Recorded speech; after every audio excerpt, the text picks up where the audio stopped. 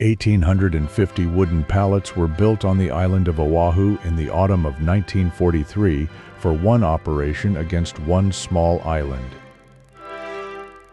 1,500 of them had flat bottoms like toboggans. The other 350 had runners fitted underneath like sleds.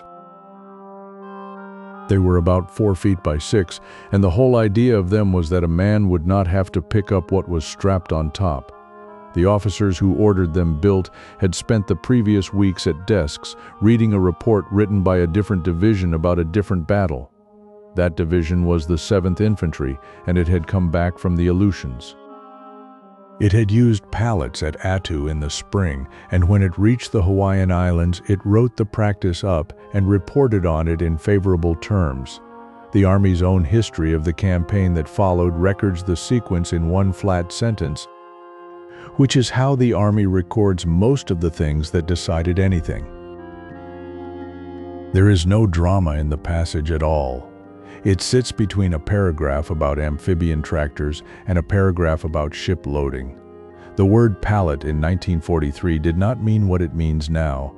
There was no standard and almost no agreed definition, and the services were pulling in two directions on the question of size, the Navy settling on a 48-inch square deck that suited Ordnance while the Army worked toward 40 by 48.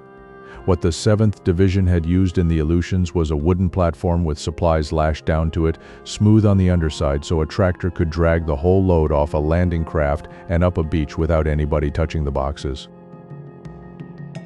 That is the entire invention.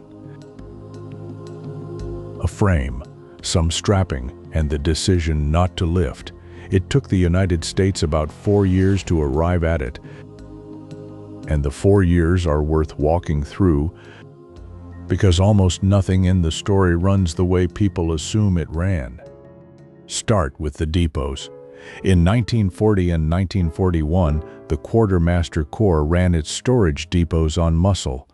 Unloading, stacking, storing, and loading out were done by men with hooks and hand trucks. A few installations had electric elevator stackers. The big ones at Philadelphia and Jeffersonville and Chicago and Columbus had almost nothing powered at all, and boxes did not go high because there was no safe way to put them high. The buildings held less than they could have.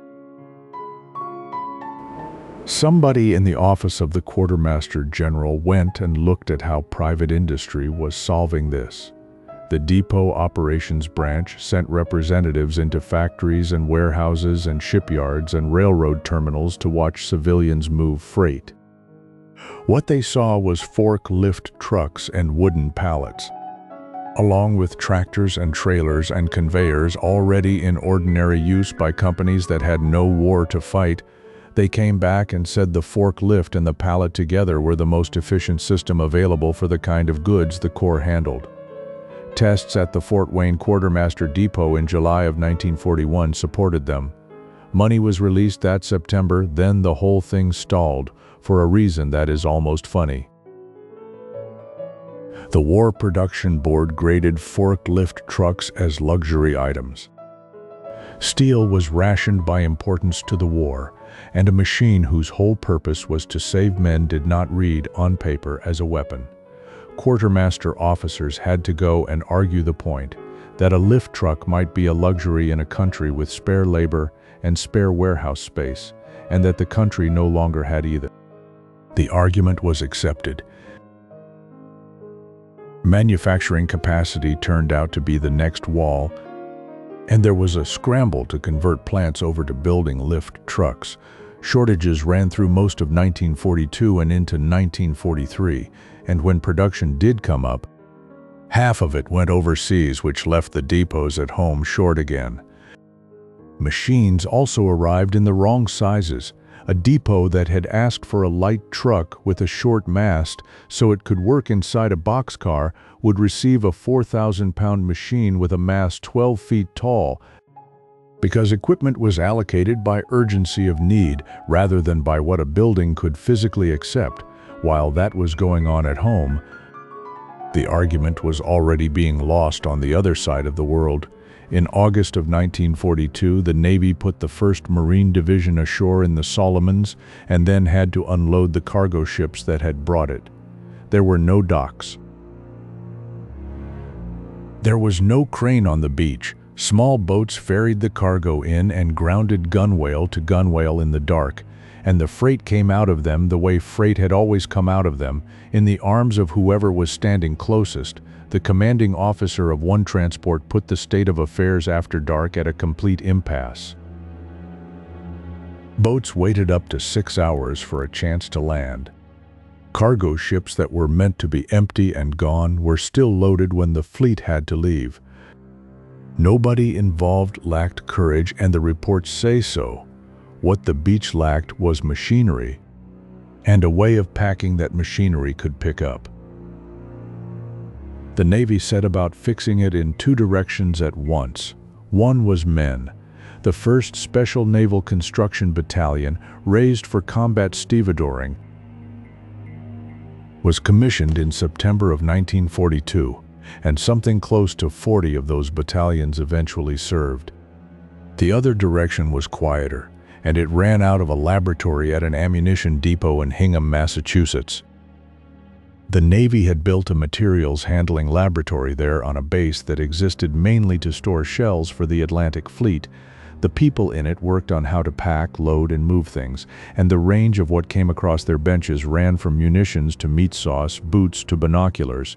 Among them was a lieutenant named Norman Cahners, who before the war had been a track athlete at Harvard and who after it would become a publisher. What Cahners is remembered for is a modification so small it sounds like nothing. He cut notches into all 4 sides of the pallet instead of 2. A 2-way pallet can be entered from the front or the back and nowhere else, so a driver coming at it from the wrong angle has to get down, or reposition, or wait for somebody to turn the load in a crowded hold, or a warehouse aisle, or on a pier at night. That is most of the job. Cahners' block pallet could be taken from any side, and he held the patent, which the government used for free through the war. He also worked out how loads should be stacked to fit a deck without waste, and he wrote a magazine called The Palletizer that the Navy mailed to its contractors, telling private companies how to pack their crates so that the Navy could handle them. That is the part of this story that is about one man's head. Nobody ordered Cahners to think about the 3rd side of a wooden frame. The work was unglamorous even by the standards of an ordnance depot, and the men doing it were surrounded by a war that was interested in other things. There was an objection to all of it, and it was a good one. A pallet is wood, and wood takes up room. Loaded into a ship's hold, the pallets themselves came to something like 1/10 of the cargo space. In the Atlantic, where every ship was a target and every cubic foot of a hold was an argument, the Transportation Corps resisted extensive palletizing of shipments to Europe until somebody could answer that. And until the ports on the far end had the equipment to handle what arrived, the Corps was not being obstructive. A pallet with no forklift waiting for it at the other end is a load that has to be broken down by hand anyway. With the extra weight of the frame added on, which brings the 2 lines together, on Oahu in the autumn of 1943, the 27th Infantry Division's logistics officer, Lieutenant Colonel Charles Ferris, opened a school for transport quartermasters on September 17th. His officers and non-commissioned officers went down to Pearl Harbor, got aboard Navy transports and measured them. They measured hatches, they measured holds, they watched ships being loaded, and they studied the stowage plans that had been used at Attu. Then they went back to Oahu and tested pallets against the ground they expected to fight on. Both types were tried. The flat toboggan bottom worked better on rough coral. The runners worked better on sand, and on the fine broken coral, the reports call finger coral. So they built both, 1,500 of one and 350 of the other, and in the end the assault force strapped down nearly everything it was taking, with the 55-gallon drums left out. On November 20th, 1943, the 165th Regimental Combat Team went ashore on Butaritari in Makin atoll.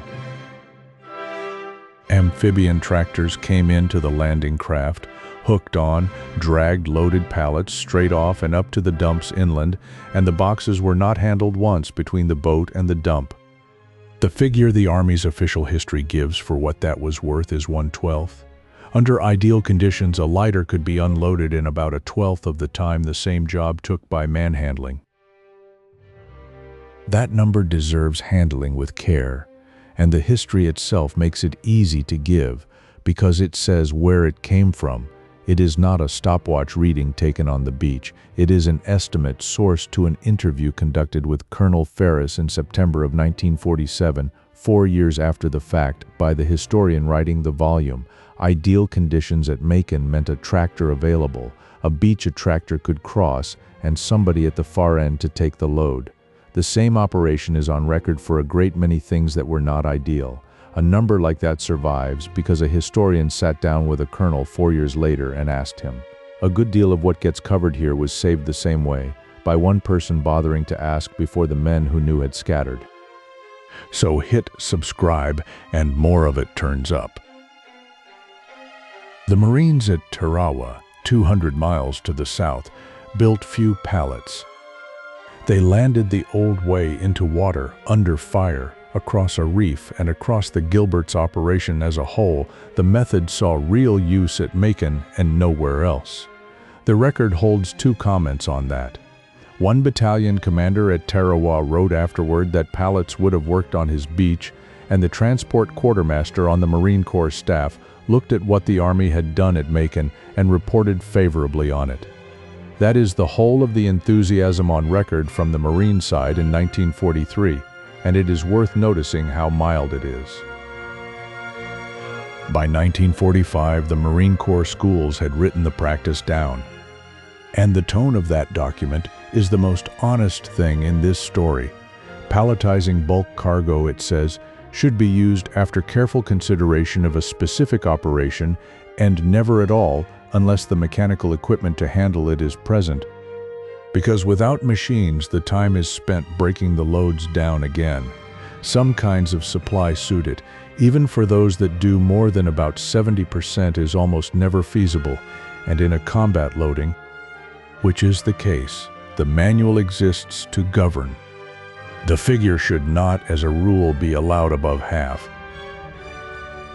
That is a manual written at the end of a won war by the service that had just fought the largest amphibious campaign in history, declining to claim more than it could support.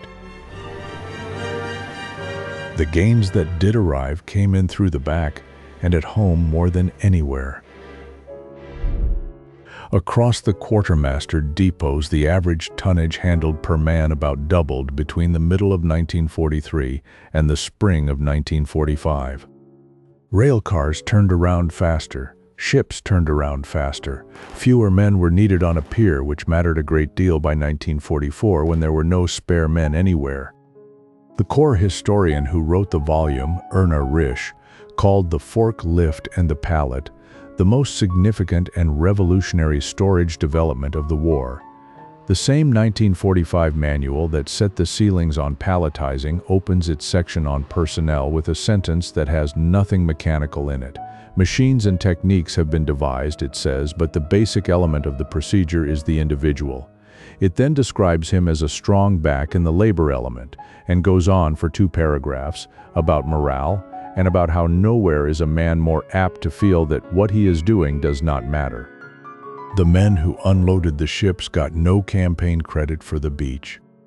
They came out of replacement pools and garrison troops and depot companies, and they carried, in the end, most of what the machines could not reach. The wooden frame took some of the weight off them. It never took it all, and the manual, which knew that better than anyone, put the morale paragraph in first.